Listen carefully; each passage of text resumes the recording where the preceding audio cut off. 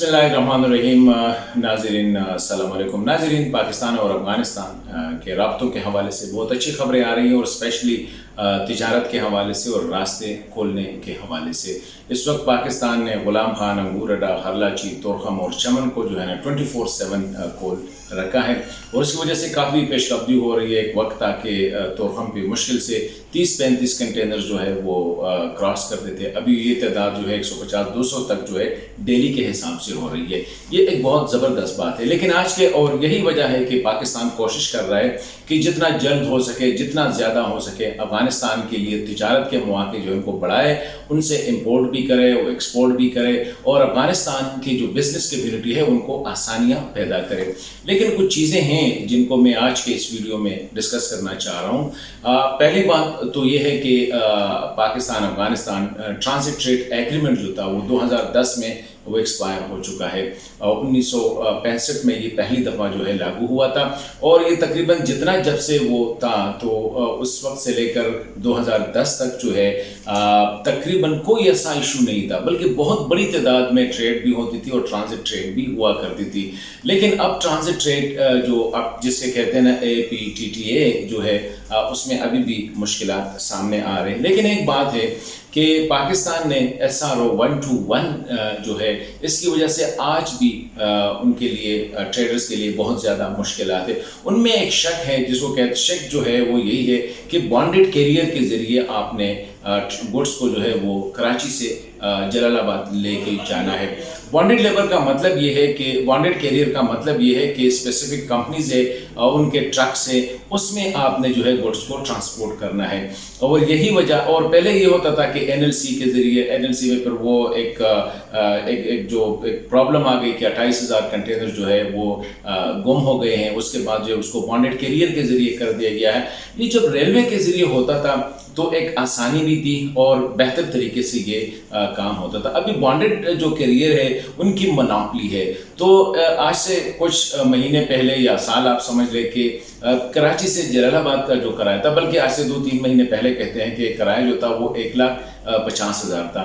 लेकिन जब से ये बॉन्डेड कैरियर की जो है इनकी मोनोपोली हो गई है तो ये किराया जो है अभी 6 लाख और 7 लाख, जो कि मेरे ख्याल में एक ट्रेडर के लिए बहुत ज़्यादा है, नंबर 1। दूसरी बात यह है कि कंटेनर्स के ज़रिए जो SRO 121 है इसमें यह है कि आप क्लोज कंटेनर्स के ज़रिए जो है गुड्स को अक्रॉस द बॉर्डर, और ट्रांजिट गुड्स है या अदर एक्सपोर्ट्स है, उसको आप बॉन्डेड कैरी कंटेनर्स के ज़रिए। कंटेनर्स का यह है कि आप 10 दिन के लिए जो है उसको 10 दिन में वापस करना है। 10 दिन से ज़्यादा हुआ तो उस पर $150 तक जो है पर डे के हिसाब से डेमरेज या डिटेंशन चार्जेस लगते हैं।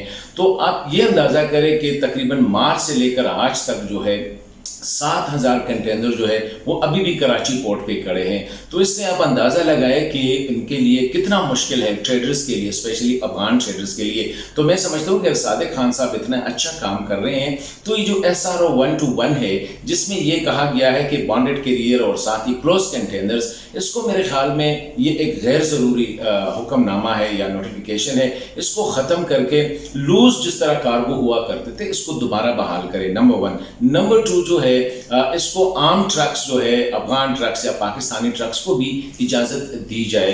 तो ये एक अभी तक जो मसाइल सामने आ रहे हैं इनमें ये बड़े मसाइल हैं।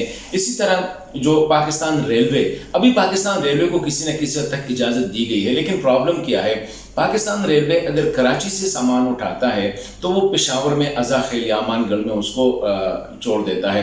अभी आगे भी आपको बॉन्डेड कैरियर के ज़रिए इसको जलालाबाद लेके जाना है। बॉन्डेड कैरियर वाले जो है वो जो ठेकेदार है अपनी मोनोपोली की वजह से वो कहते हैं मैं इधर से सामान नहीं उठाता। द रीज़न इज़ कि पेशावर से जलालाबाद का किराया बहुत कम पड़ता है, तो वो मजबूर करता है ट्रेडर्स को और एक्सपोर्टर्स को कि वो कराची से ही बॉन्डेड कैरियर के ज़रिए अपना सामान, क्योंकि वहाँ पे से 6 से लेकर 7 लाख का किराया देता है, तो पेशावर से उसको पता है उसके लिए इतना मुनाफा बख्श नहीं है।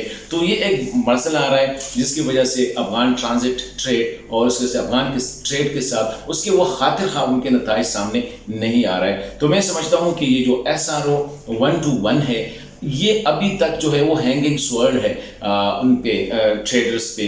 तो साथ साथ अपटमा, ये जो अपटा है APTTA जो है Afghan Pakistan transit trade agreement, इसको अभी फौरी तौर पर उसको फाइनल करना है। अगरचे पाकिस्तान ने ड्राफ्ट भेजा है افغانستان کو اور افغانستان کی طرف سے اس پہ فائنل ہونے ہیں. لیکن میں سمجھتا ہوں کہ ہماری بدقسمتی یہ ہے کہ اکثر پالیسیز ہمارے جو ہے نا کلوز ڈور یعنی کمروں میں بنتے ہیں. چاہیے تو اس میں وہ لوگ جو کئی دہائیوں سے ٹرانزٹ ٹریڈ اور افغان پاکستان ایکسپورٹ امپورٹ میں انوالو ہے ان سے مشورہ لے کے ان کو مسائل کیا ہے.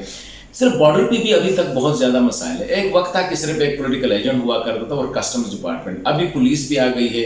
وہ پولیٹیکل ایجنٹ جب چلا گیا تو اختیار ڈی سی کے پاس ہونا چاہیے تھا, لیکن ڈپٹی کمشنر کے پاس کوئی اختیار نہیں ہے, وہ ڈی پی او کے ساتھ ہے. تو پولیس اپنی من مانی کر رہی ہے. کسٹمز والے ہیں, انٹیلیجنس والے ہیں, ایف سی والے ہیں اور فورسز ہیں جو کہ ان کنٹینرز کو جو ہے مال غنیمت سمجھ کے ان کو لوٹنے کی کوشش کرتے ہیں. تو اسی حوالے سے بھی کلیئر کٹ پالیسی ہونی چاہیے. اور میں سمجھتا ہوں کہ اسی طرح ہمارے جو انگور اڈا ہے یا غلام خان ہے یا خرلاچی ہے وہاں پہ وی باک کی نوٹیفیکیشن ہوئی کہ وی باک کے ذریعے آپ کنٹینر کلیئر کریں گے, جو بہت مشکل ہے کیونکہ وہاں پہ بجلی کا مسئلہ ہے, بہت زیادہ مسائل ہے. تو اکثر جو گاڑیاں وہ روٹ یوز کرتے ہیں وہ بھی گھنٹوں جو ہے وہاں پہ انتظار کرتے ہیں. تو اس طرح یہ مسائل جو ہے میں سمجھتا رہا. جو تورخم بارڈر ہے وہاں پہ اسکینرز کی تعداد کافی کم ہے, وہاں پہ کم از کم 4 اسکینرز ہونی چاہیے اور ابھی تک میرے خیال میں 1 یا 2 اسکینرز سے, جس کی وجہ سے کنٹینرز کی کلیئرنس میں مشکلات آ رہے ہیں. تو میں سمجھتا ہوں کہ صادق خان صاحب افغان پاکستان یا پاکستان کے پرائم منسٹر جو چاہتے ہیں